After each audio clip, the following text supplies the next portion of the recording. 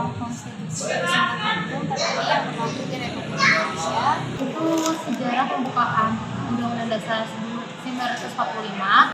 Para pemimpin Indonesia sebagai dasar untuk mengatur berjalannya suatu negara.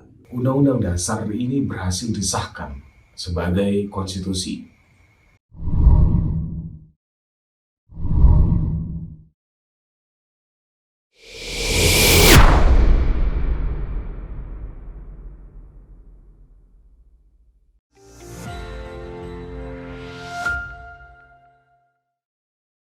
Hai Sobat NCB, kali ini kita mau tanya-tanya pendapat mereka tentang Undang-Undang Dasar 1945. Yuk, mari kita simak Sobat NCB. Mereka bicara tentang Undang-Undang Dasar 1945. Konstitusi Hukum tertinggi yang berlaku di Republik Indonesia Undang-Undang 1945 menjadi undang-undang dan dasar negara Indonesia yaitu Pancasila yang disebutkan secara gamblang dalam pembukaan Undang-Undang Dasar 1945 dan Undang-Undang Dasar 1945 nomor 16 yang memiliki pasal 1 sampai 35.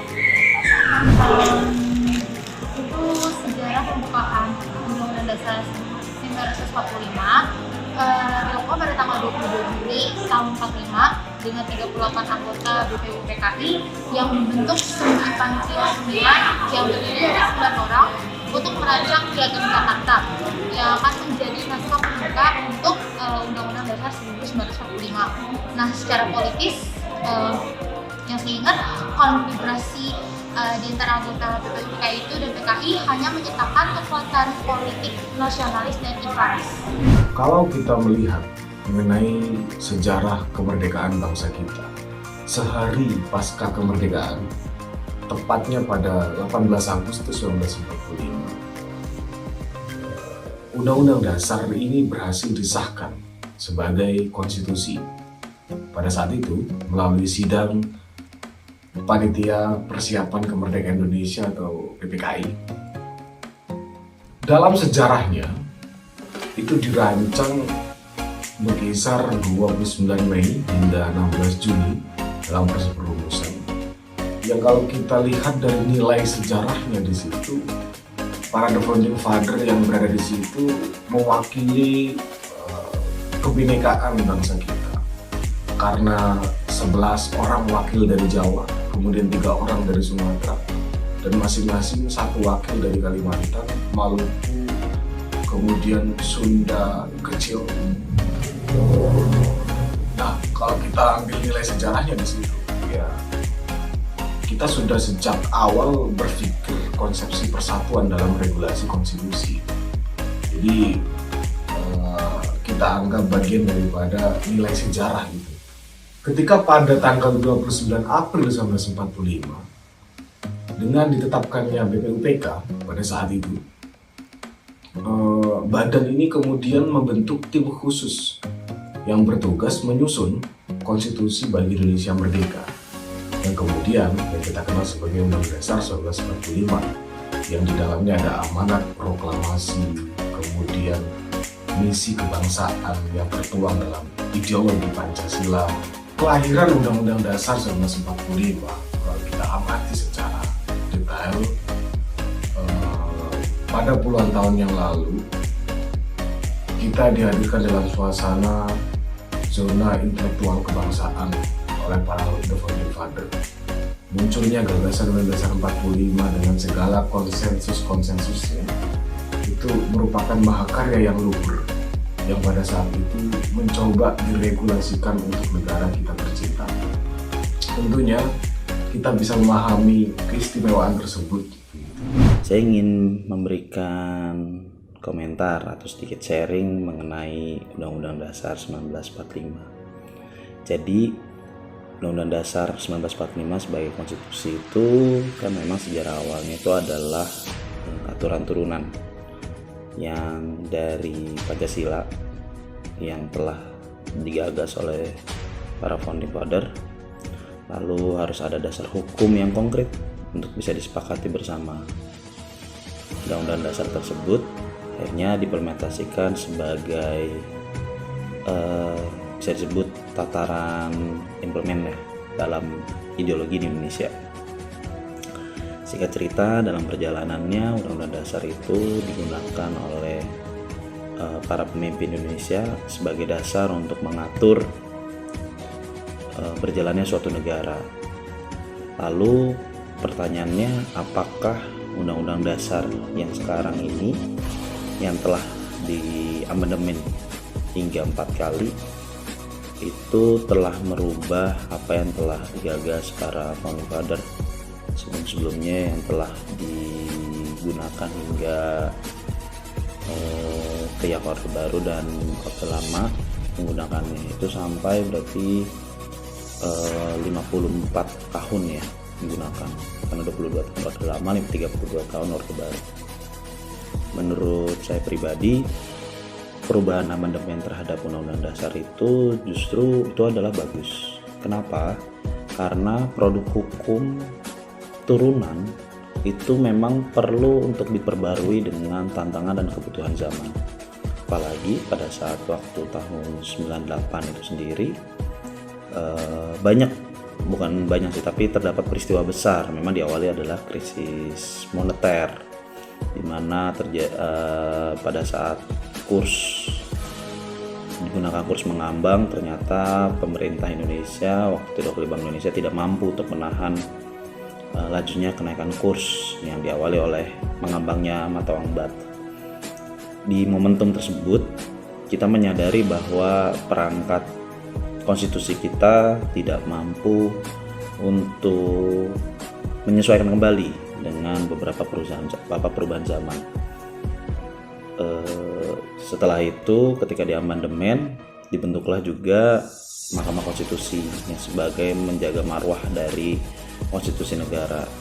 Menurut saya pribadi itu justru sekarang jauh lebih rapih, di mana seluruh undang-undang yang dibawa Undang-Undang Dasar itu harus mentaati aturan dan tidak boleh melanggar apa yang disebut dalam Undang-Undang Dasar, sehingga semua itu inline secara bangunan hukum itu inline. Lalu pertanyaannya, apakah Undang-Undang Dasar yang diamandemen ini udah cukup sempurna? Menurut saya tidak ada konstitusi yang sempurna di dunia ini. Tidak ada satupun yang sempurna konstitusinya di dunia. Yang ada adalah dia mampu untuk beradaptasi atas berbagai macam perubahan yang ada. Lalu pertanyaan lagi, apakah setelah berarti sudah 24 tahun semenjak amandemen pertama Undang-Undang Dasar ini, apakah sudah sesuai dengan kebutuhan zaman ini? Kita lihat kembali apakah beberapa aturan yang dalam Undang-Undang Dasar ini perlu untuk dimasukkan, atau jangan-jangan sebenarnya Undang-Undang Dasar sekarang ini tidak perlu dirubah, tapi hanya cukup undang-undang turunannya saja gitu. Nah, ini perlu untuk diskusi lebih lanjut dan diskusi lebih panjang, karena memang konstitusi ini sangat penting ya bagi negara Indonesia yang menganut hukum kontinental yang sangat dekat dengan kitab undang-undang tersebut. Walaupun semua negara maupun Anglo-Saxon juga ada kitab undang-undangnya. Dan ini ada fakta unik bahwa Undang-Undang Dasar kita adalah undang-undang terpendek di dunia. Dibandingkan India, itu adalah undang-undang terpanjang di seluruh dunia. Indonesia adalah undang-undang terpendek dengan jumlah halaman, maksud saya jumlah halaman yang paling sedikit, sehingga kita cukup bisa menjelaskan bahwa Undang-Undang Dasar kita itu adalah yang paling efisien di seluruh dunia, karena berarti banyak hal yang tidak terlalu diatur oleh negara, banyak dikasih kembali kepada masyarakatnya.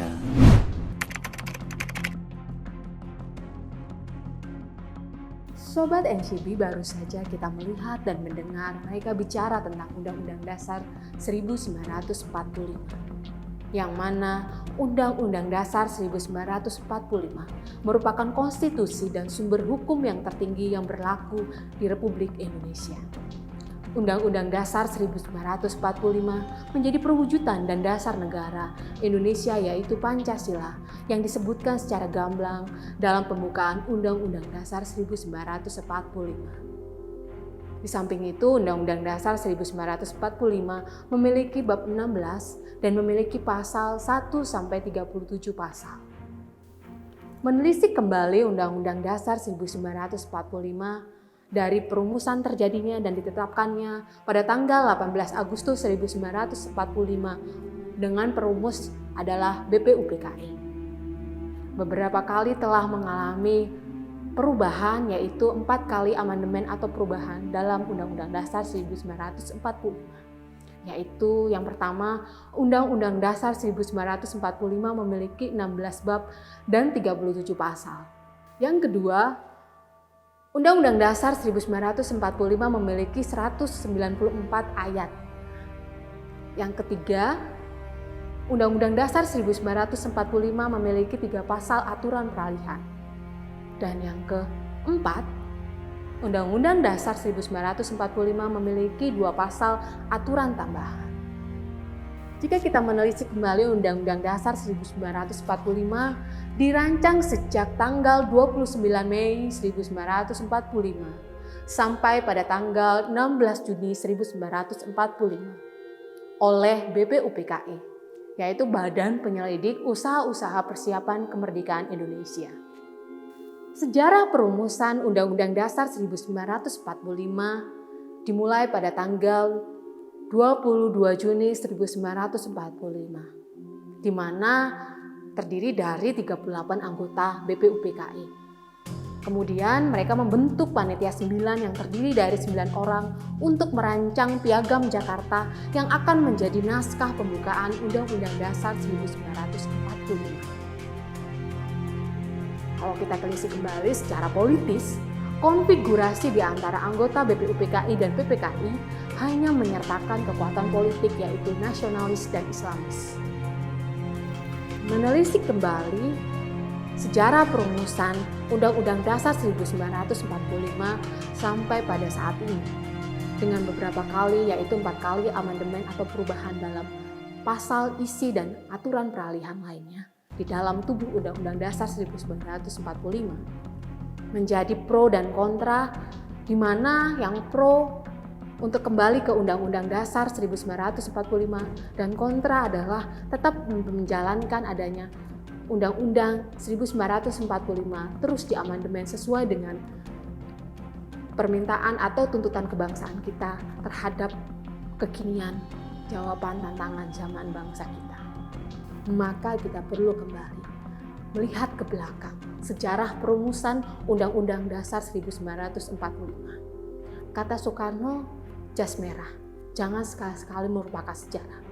Maka kita harus kembali seharusnya kepada Undang-Undang Dasar 1945 yang ditetapkan oleh BPUPKI dan PPKI, di mana kita melihat kembali founding fathers pendiri bangsa kita tentang merumuskan Undang-Undang Dasar 1945 dan dasar negara kita, yaitu Pancasila. Sekian dulu Sobat NCB, kita membahas tentang Undang-Undang Dasar 1945. Lain waktu kita akan berjumpa lagi dengan tema-tema yang lebih menarik soal kebangsaan. Sampai jumpa Sobat NCB.